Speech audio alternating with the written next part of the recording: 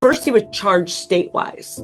People start to leave, right? The same people you depended on now, they're slowly going away. And I suppose in any matter, you know, people want to get away from danger, right?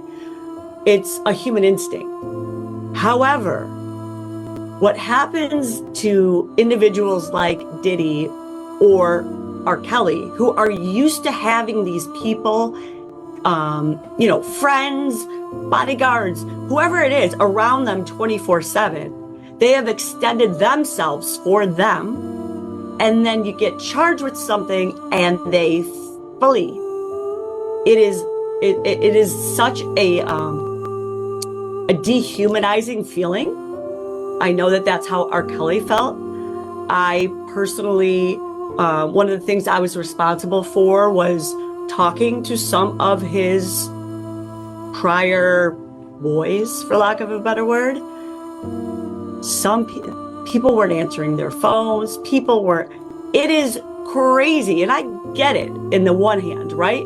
Nobody wants to associate themselves with someone who's being charged with a crime like this. Right. However, if you were there and you know that these facts did not go down the way this person is saying they went down, and you're running, it says a lot. And everyone ditched R. Kelly. Okay. Now, there's a huge difference, though, between R. Kelly's fans and friends and Diddy's fans and friends.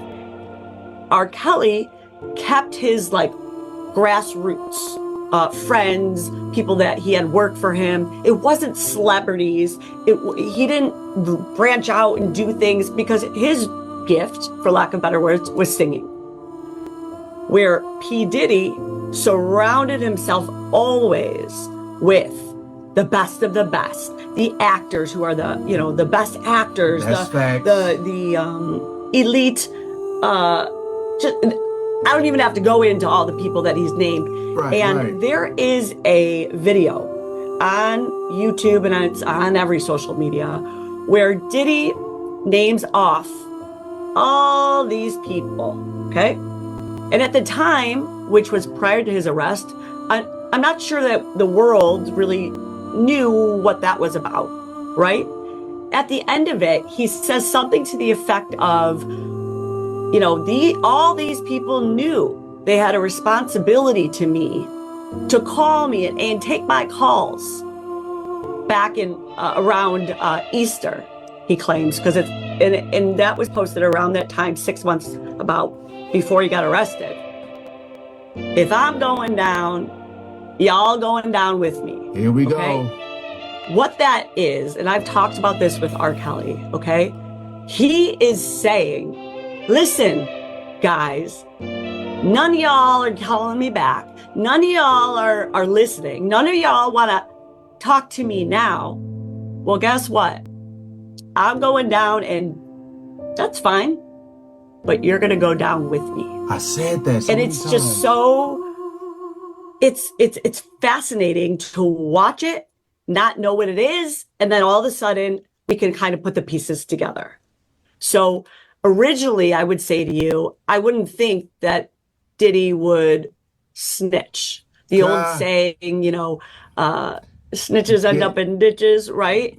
And it's not looked at as a cool thing. However, after speaking to a number of people in the game, for lack of better words, when you're a music mogul, right, and you, lack of better words, snitch, okay, it's not the same as when the gangsters were snitching. Right, okay? right. Gangsters snitched, and that person ends up dead. That's how it works.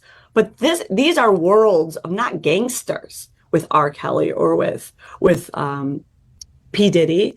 These are a lot of them are sophisticated individuals. They're not looked at so as if tough. he flips, it's not like there's going to be a hit out on him.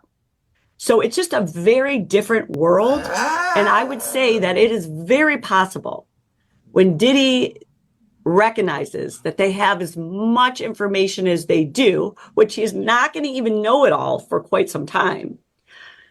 He may be trying to figure out, hey, I give you this info. What's that going to do for me? And I wouldn't be surprised if those types of negotiations occur and continue.